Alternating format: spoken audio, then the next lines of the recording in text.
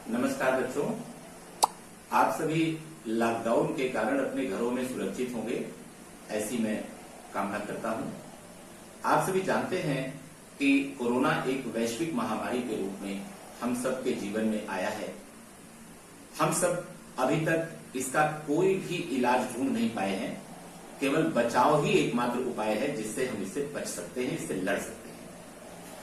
तो इसके लिए हमने अलग से आपके लिए अपील जारी किया है, जिसे आप सभी पढ़ें और अपने अभिभावकों को, अपने क्षेत्र के अन्य लोगों को भी जो आपके घरों में हैं उनको आप अवश्य बताएं, जिससे कि आप इस महामारी से बच सकें।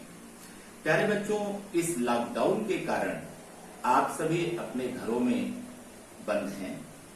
ऐसी स्थिति में स्कूल भी बंद है और स्कूल बंद होने के कारण 1 अप्रैल से जो नया सत्र शुरू होना था वह भी नहीं शुरू हो पाया है।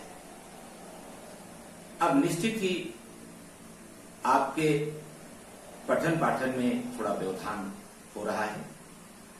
आपके हित को ध्यान में रखते हुए हमारी उत्तर प्रदेश सरकार ने यह निर्णय लिया है कि ऑनलाइन शिक्षण आपको दिया जाए, ताकि आप अपने घरों में सुरक्षित रहते हुए अपने पाठ्यक्रम को भी साथ साथ पढ़ते चलें, पूरा करते चलें।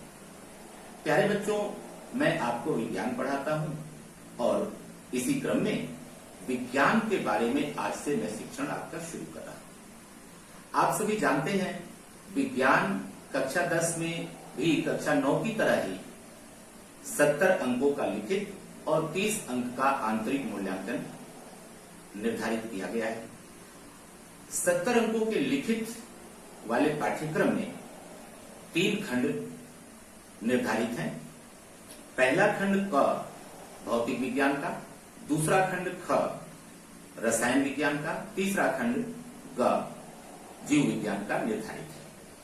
तीनों खंडों में अलग अलग 4-4 पाठ अर्थात 4-4 चैप्टर्स उसमें पाठ्यक्रम में निर्धारित किए गए हैं।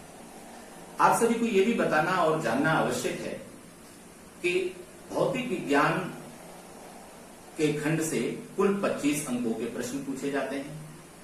रसायन विज्ञान के खंड से कुल 20 अंकों के प्रश्न पूछे जाते हैं और जीव विज्ञान के खंड से कुल 25 अंकों के प्रश्न पूछे जाते हैं। इस प्रकार लिखित में आपको 25, 20 और 25 कुल 70 अंकों का प्रश्न हल करना होता है।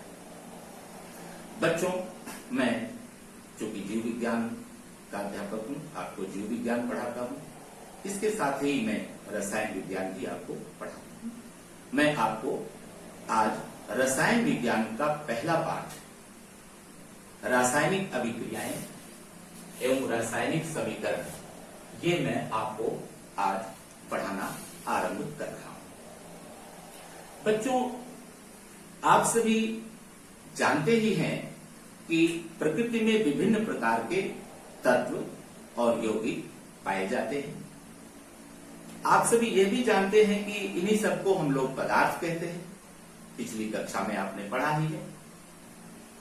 तो रासायनिक अभिक्रियाएं क्या हैं, इस बारे में आपको ये भी जानना होगा कि वास्तव में यह कौन सी क्रिया है जिसे हम रासायनिक अभिक्रिया कह सकते हैं।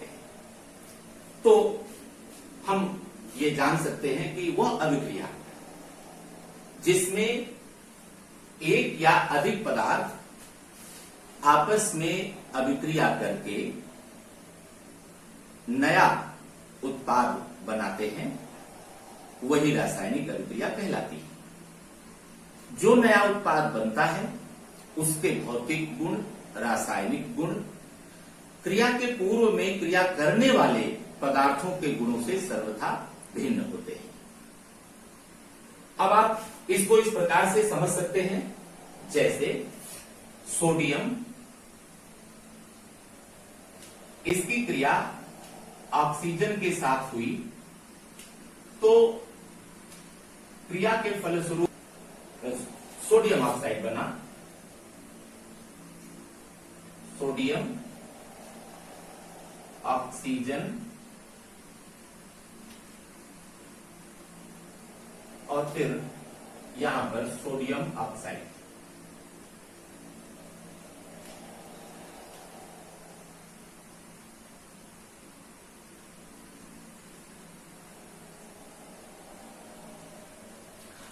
आप देखिए यहां पे सोडियम ये ठोस है, ऑक्सीजन गैस है और सोडियम ऑक्साइड गैस के रूप में ये बना।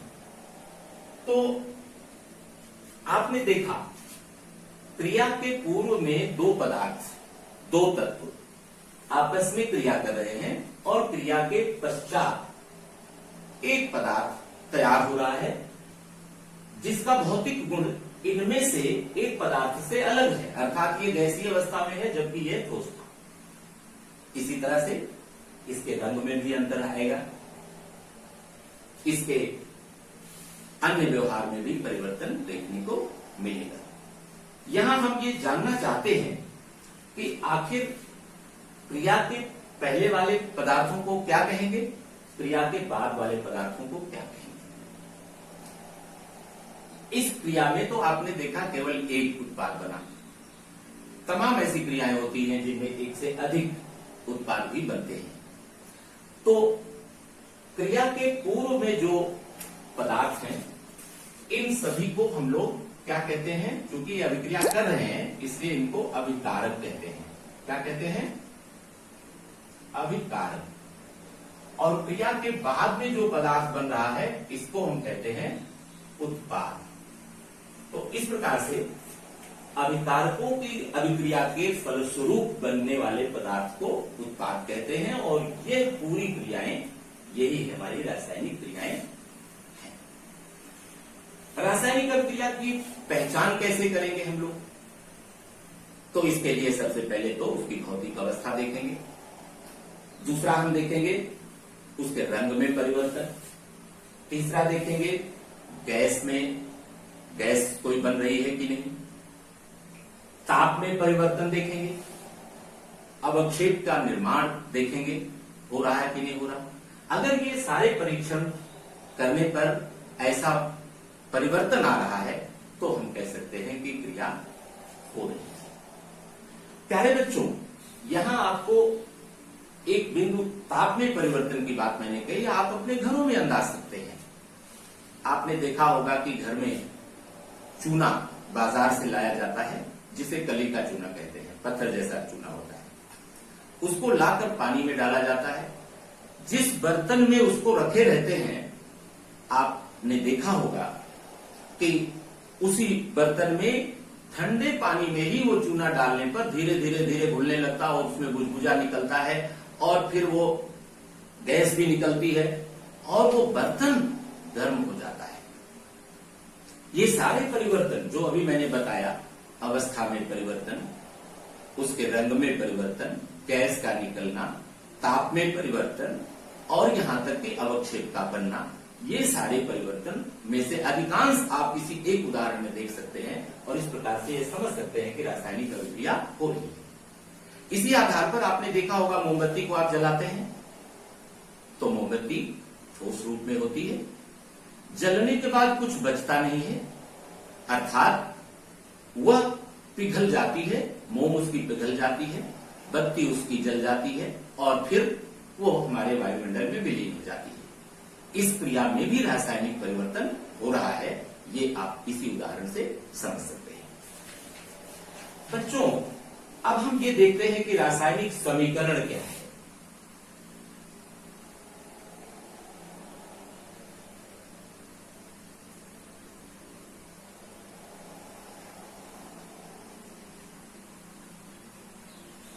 रासायनिक समीकरण ये क्या चीज है?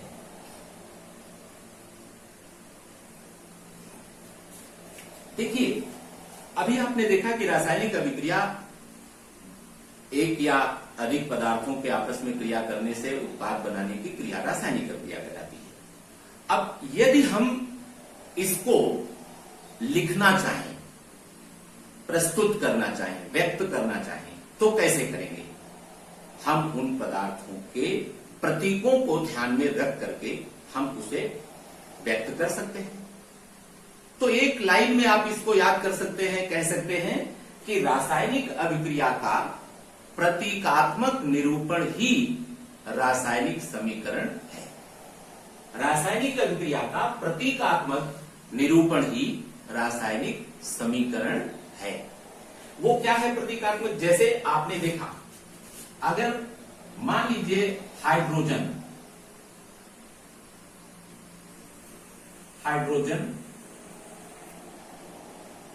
ऑक्सीजन के साथ क्रिया करके